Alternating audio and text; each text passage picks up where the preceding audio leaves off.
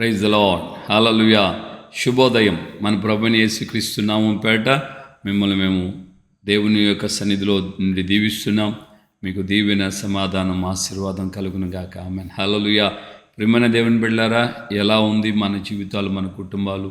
గతకాలం ఎలాగా మీరు దేవుని యొక్క సంరక్షణలో నడిపించబడ్డారో తలంచుకుంటూ దేవుని యొక్క సన్నిధిలో మనము కృతజ్ఞత తెలియచేసి ఆయన ఘనపరచాలి.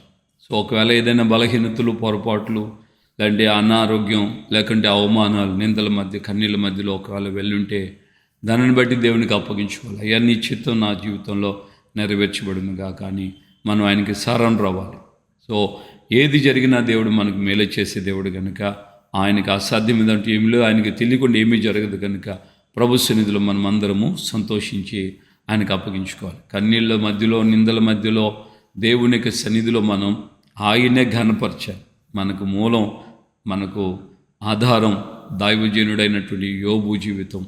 ఆయన అన్నీ దేవుని దగ్గర నుంచి పొందుకున్నాడు. అన్నీ దేవుడు ఒక రోజునే తీసేశాడు. అన్నిటి విషయంలో దేవునికి ఆయన సంతోషంగా కృతజ్ఞతాస్తుతి చెల్లించాడు. యెహోవా ఇచ్చాడు, యెహోవా తీసుకున్నాడు. ఆమేన్. హల్లెలూయా. ఒకవేళ ఏదైనా అనుభవాలు అలాగా మనకు ఎదురైనప్పుడు ఇలాగా ధైర్యం తెచ్చుకోవాలి. ప్రభు యోబు జీవితాన్ని అలాగే వదిలిపెట్టలేదు. యోబుని గురించి చివరి అధ్యాయంలో మనం చూస్తున్నాం. దేవుడు ఆయన్ని రెండంతలుగా, అంతకంటే డబల్గా దేవుడు ఆయన్ని ఆస్వాదించాడు. ఆమేన్. హల్లెలూయా. సో నీ జీవితంలో కూడా దేవుడు ఆ విధంగా తప్పగా ఆస్వాదిస్తాడు. ఆమేన్.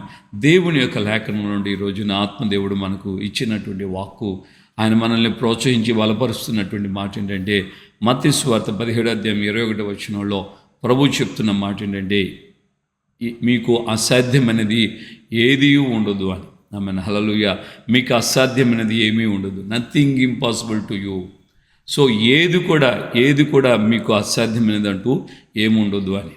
ప్రియమైన దేవుని బిడ్డలారా, మనం గత కాలంలో ఎవరో ఒక దైవజనులు చక్కగా రాశారు, అసాధ్యమైనది లేనే లేదు, నీకు అసాధ్యమైనది లేనే లేదు, నీకు సాధ్యం అన్నీయు సాధ్యమే, అసాధ్యమైనది లేనే లేదు, నీకు అసాధ్యమైనది లేనే లేదు.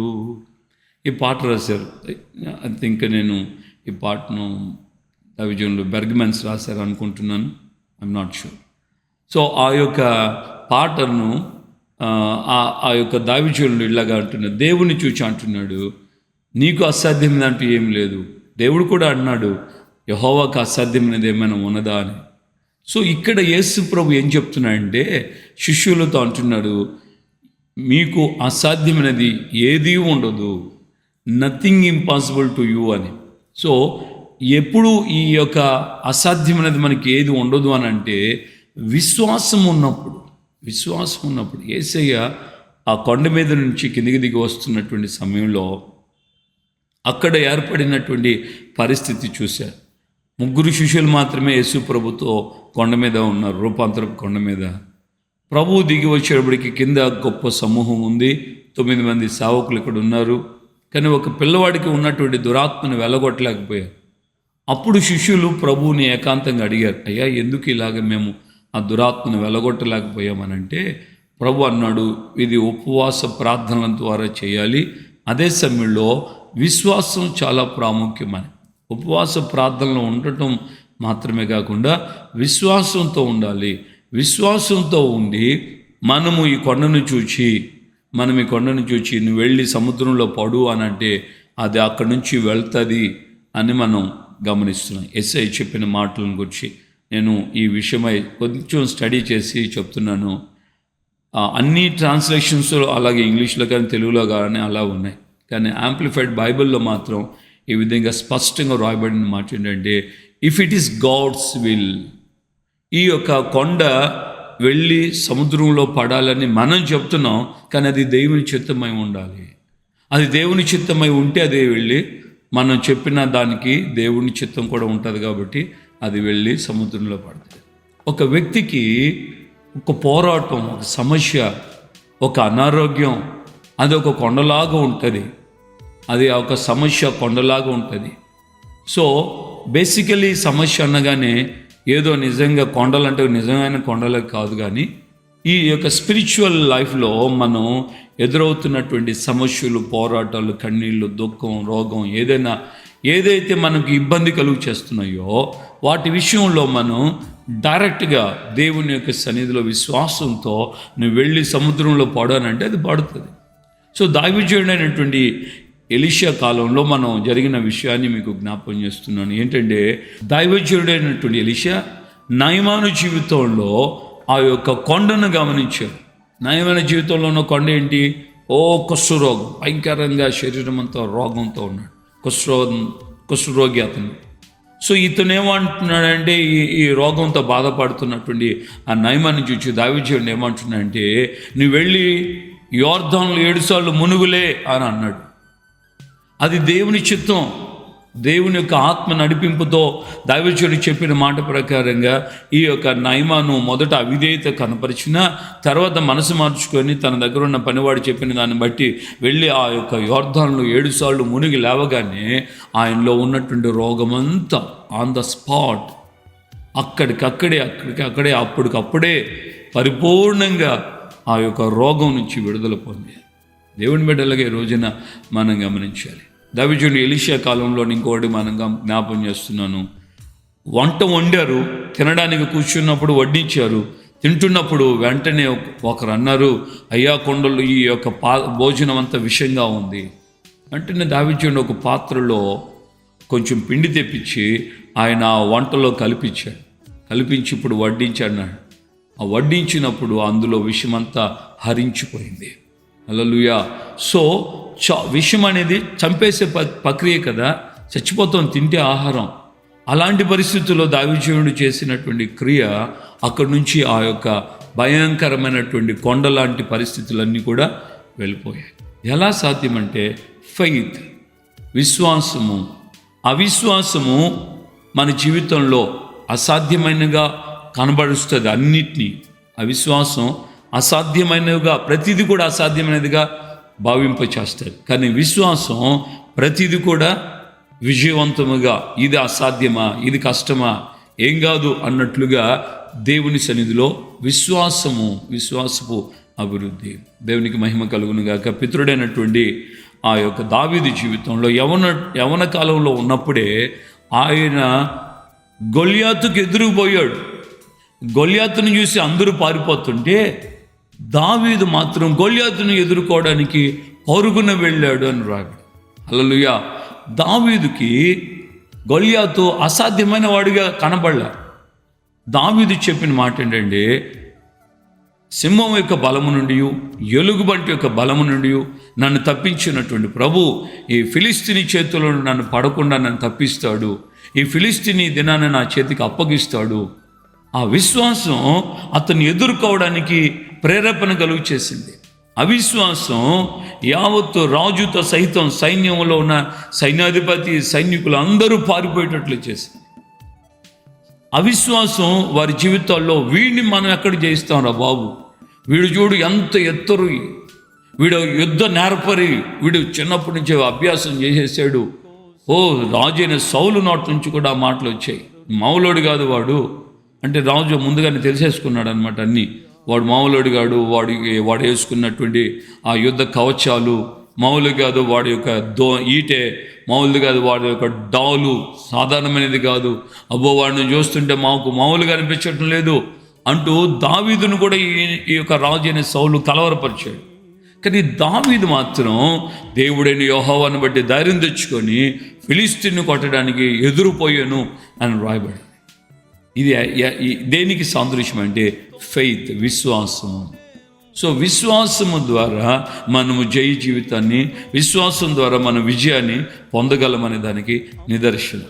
దేవుని బిడ్డలుగా ఈ రోజున మన జీవితంలో ప్రతిదీ కూడా మనము విశ్వాసముతో, ప్రభు నాలో ఉన్నాడు, ఆయన వాక్యం నా హృదయంలో నివసిస్తుంది, నేను చేస్తున్న ప్రార్థన ఆయన వింటున్నాడు, ఆయన నన్ను నడిపిస్తున్నాడు, నాకు ఆయన కాపరిగా ఉన్నాడు, నాకు ఏ కొరత ఉండదు, నాకు ఏ కలవరం ఉండదు అన్నటువంటి హృదయపూర్వకమైనటువంటి తీర్మానం, హృదయపూర్వకమైనటువంటి ఆ యొక్క విశ్వాసపు ఒప్పుకోలు అపజయాల మీద నుండి మనకు జయం, ఎప్పుడైతే గతంలో ఏ విధమైన అపజయాలలో పడిపోయామో వాటికి రీజన్ ఏంటంటే కారణం మనము విశ్వాసంలో బలహీనులమైనందువల్లే. ప్రభు అన్నాడు, విశ్వాసంలో లోపము, మీ అవిశ్వాసము, ల్యాక్ ఆఫ్ ఫెయిత్ అని కూడా ఇంగ్లీష్లో రాయబడింది. లిటిల్ ఫెయిత్ అని ఉంది. లిటిల్ ఫెయిత్ వేరు, ల్యాక్ ఆఫ్ ఫెయిత్ వేరు. అండ్ మీన్ కొంచెం విశ్వాసం కాదు, అసలు విశ్వాసం లేకపోవటం అనేది. సో అంత భయానకమైన పరిస్థితి విశ్వాసులకి, సావుకులకి కూడా కొన్ని జీవితాల్లో అది కనబడుతూనే ఉంది. కనుక మనం ఈ రోజున నేర్చుకున్నటువంటి మాట ఏంటంటే, దేవునికి అసాధ్యమైనది ఏమి ఉండదని దేవుడు చెప్పిన మాటలు, మనం నేర్చుకున్న మాటలు, మనందరికీ తెలిసినవన్నీ దేవునికి అసాధ్యమైనది ఏమీ ఉండదు. కానీ దేవుడు మనకు యేసయ్య ద్వారా తండ్రి అయిన దేవుడు మనకు నేర్పిస్తున్న మాట ఏంటంటే, నీకు అసాధ్యమైనది ఏది ఉండదు. ఆమేన్, హల్లెలూయా. ధైర్యం తెచ్చుకుందామా, ప్రార్థన చేసుకుందాం, దేవుని అడుగుదాం. ఈరోజు ఎట్టి పరిస్థితినైనా ఛాలెంజ్గా తీసుకో. విశ్వాసం ద్వారా నేను జయిస్తాను, విశ్వాసం ద్వారా నేను పోరాడతాను, విశ్వాసం ద్వారా దేవుడు నాకు విజయం ఇస్తాడు. లోకమును జయించిన విజయమే మన విశ్వాసం. ఆమేన్, హల్లెలూయా. ప్రార్థన చేసుకుందాం. ప్రేమగల తండ్రి, మీకు వందనాలు. ఉదయకాలం అందున ప్రభా, అయ్యా విశ్వాసమును గుర్చినటువంటి మాటలు మాకు మీరు తెలియచేస్తూ, అయ్యా మా జీవితాల్లో మేము ఎలాంటి విశ్వాసం ద్వారా మేము ఎలాంటి అద్భుతమైన ఆశ్చర్యమైన కార్యాలు మేము పొందగలమో మీ యొక్క లేఖనాల ద్వారా మీరు తేటపరిచి అయ్యా మాతో మీరు మాట్లాడారు. అయినా మేము అయ్యా విశ్వాసంతో ఉన్నప్పుడు ఏది మాకు అసాధ్యమైనది ఏది మాకు ఉండదని మీరు మమ్మల్ని బలపరిచారు, ధైర్యపరిచారు, మా హృదయాన్ని స్థిరపరిచారు. ఈ మాటలు వింటున్న ఒక్కొక్కరి జీవితం కూడా నాయన విశ్వాసంతోనైనా కట్టబడిన వారమై మా జీవితంలో మాకు అసాధ్యమైనది ఏమీ లేదు అని మీ భూమి మీద ఉండగానే మీ బిడ్డలుగా మేము నిరూపణ చేసే వాళ్ళుగా, ఒక్కొక్క దావీదు వలె అయ్యా రోషము కలిగి దేవా మీ సన్నిధిలో పోరాటం చేసేవాళ్ళుగా, సాతాన్ని జయించేవాళ్ళుగా, యవనేచ్ఛను జయించేవాళ్ళుగా, పాపమును జయించేవాళ్ళుగా, అయ్యా ఈ లోకమును జయించేవారుగా, నేత్రాశ, శరీరాశ, జీవబడమ్మాన్ని జయించేవారుగా ఒక్కొక్కరిని మీరు మలుచుదురుగా అద్భుతం మీరు చేయండి. అవిశ్వాసము ప్రతిదీ మాకు అసాధ్యమైనదిగా భావింపు చేస్తారు. మా హృదయాలలో ఉన్న గతకాలపు అవిశ్వాసాలను బట్టి ఎన్నో రీతులలో, ఎన్నో సమస్యలు, ఎన్నో పోరాటాల్లో, ఎన్నో పరిస్థితులు మేము అపజయాలు పాలయ్యాం. కానీ ఈ రోజున మీ యొక్క ఆత్మ మాకు ఇచ్చినటువంటి విశ్వాసము, ధైర్యాన్ని బట్టి అయ్యా మీ సన్నిధిలో మేము వృద్ధి పొందడానికి, లోకమును జయించడానికి మీరు సహాయం చేస్తున్నారు. ఏది మాకు అసాధ్యమైనది ఏమీ లేదని మీ యొక్క నాయన లేఖనాలు మాకు ఇచ్చిన ధైర్యపు మాటలను చేతబట్టుకొని ఇక ముందున్న కాలం అంతా మాకు అసాధ్యమైనది ఏమీ లేదు అని మీ సన్నిధిలో విశ్వాసం ద్వారా ముందుకు సాగి మేము జయము పొందిన వారు మేము ఎదుట విజయ బిడ్డలుగా, జయశీలుడైన మీ బిడ్డలుగా మేము ఎదుట నిలబడడానికి కృప దయచేసి నడిపించమని యేసయ్య నామములో ప్రార్థన చేసి పొంది ఉన్నాము తండ్రి. ఆమేన్. మన ప్రభు అయిన యేసుక్రీస్తు కృపయు, తండ్రి అయిన దేవుని ప్రేమ, పరిశుద్ధాత్మిక అన్యోన్య సహవాసం, సమాధానం ఇప్పుడు ఎల్లప్పుడూ సకల పరిశుద్ధులకి మనకును ప్రభు అక్కడ పర్యంతం కృప, విజయాన్ని పొందడానికి ఆశపడిన వారందరికీ తోడై ఉండి నడిపించునుగాక. ఆమేన్, ఆమేన్, ఆమేన్. హల్లెలూయా.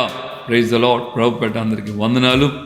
విజయమే మనకు అసాధ్యమైనది ఏమీ లేదు అనే దాంట్లో, ఆ పందంలో దేవుడు మనల్ని నడిపిస్తాడు. అవిశ్వాసం అన్నీ మనకు అసాధ్యమే, ఇది నా వల్ల కాదు, ఇది నేను చేయలేను, ఇలాంటి నీరసపు మాటలు వస్తాయి. అవిశ్వాసాన్ని తీసేసుకుందాం. దేవుని శక్తి ద్వారా, దేవుని ఆత్మ ద్వారా, విశ్వాసాన్ని ప్రోద్బలంతో, దేవుని యొక్క ఆత్మ ప్రోద్బలంతో విశ్వాసంలో మనం ఎదుగుదాం, విజయాన్ని పొందుదాం. ప్రభు మన యొక్క జీవితాలను ఆ విధంగా సంరక్షించి నడిపించును గాక. ఆమేన్. Praise the Lord. ఈ మాటలు దయచేసి అందరికీ షేర్ చేయండి. మనం ఏదో అన్వైతిగా యూట్యూబర్లు ప్రతి వారు చెప్పుకుంటున్నట్లుగా లైక్ చేయండి, షేర్ చేయండి, సబ్స్క్రైబ్ చేయండి, ఇవన్నీ పదే పదే చెప్పాల్సిన పని లేదు. ఏంటంటే మనం దేవుని బిడ్డలం, ఇది దైవ పరిచర్య. మీకు ఇష్టమైతే, మీకు అనుకూలమైతే మీ యొక్క స్నేహితులకి, బంధువులకి, రక్త సంబంధికులకి ప్రతిరోజు షేర్ చేయండి. చెప్పిన రోజు మాత్రమే కాకుండా ప్రతిరోజు షేర్ చేయండి. దేవుడు వారిని కూడా, ఒకవేళ వారు ఎవరైనా నీవు షేర్ చేసిన దాన్ని బట్టి ఎవరైనా దీవించబడ్డారనుకోండి, ఆ క్రెడిట్ నీకే వస్తుంది. నీ తర్వాత ఏదైనా ఉంటే నాకు వస్తుంది, అంతే తప్ప డైరెక్ట్గా ఆ క్రెడిట్ నాకు రాదు. కాబట్టి దేవుడు పక్షపాతి కాడు. నువ్వు చేసిన దానికి యెహోవా నీకు ప్రతిఫలం ఇస్తాడు. Praise the lord. హల్లెలూయా.